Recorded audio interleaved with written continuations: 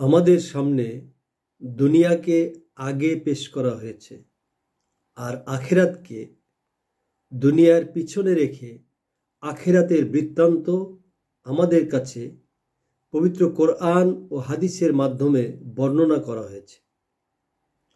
আমরা দুনিয়াকে আঁকড়ে ধরেছি আর আখিরাতকে পরিত্যাগ করেছি।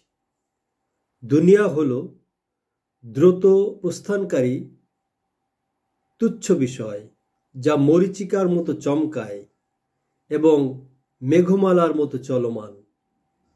এর মধ্যে যা কিছু আছে তার সবই ধ্বংস হয়ে যাবে। আর মৃত্যু হলো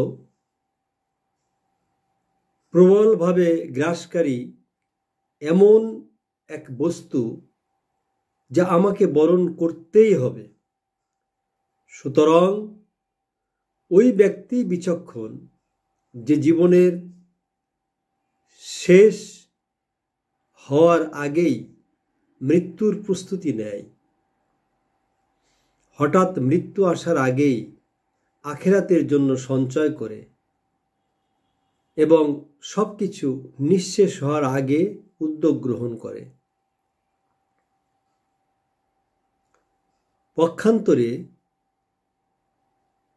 তারা অজ্ঞ, মূর্খ ও প্রতারিত,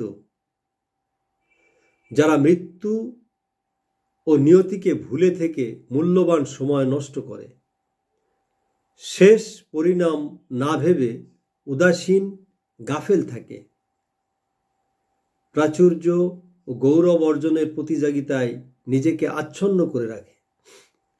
তারা জানে না আগামীতে তাদের সামনে রয়েছে কঠিন বিপদ। হতে পারে উপদেশ গ্রহণ করার পূর্বেই উদাসীন ব্যক্তির মৃত্যু এসে যাবে। এতে সে দুনিয়া থেকে প্রস্থান করবে, তার মৃত্যু সংবাদ প্রচার করা হবে, অথচ সে সামান্য বস্তু দান খয়রাত সদকা করে যায়নি।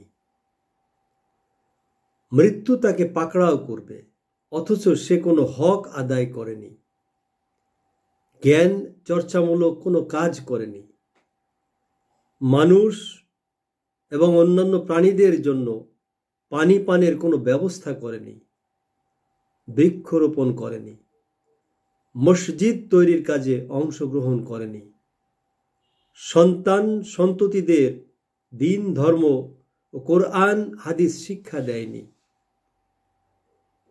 কোনো কিছু ওয়াকফ করেনি। সে ছিল বিভ্রান্ত ও বিবেকহীন। আফসোস তার জন্য। সে কৃপণতা করেছে এবং পরকালের জন্য কোনো পাথেয় সংগ্রহ করেনি। সে সম্পদ সঞ্চয় করেছিল, এখন তা ভোগ করবে অন্যরা।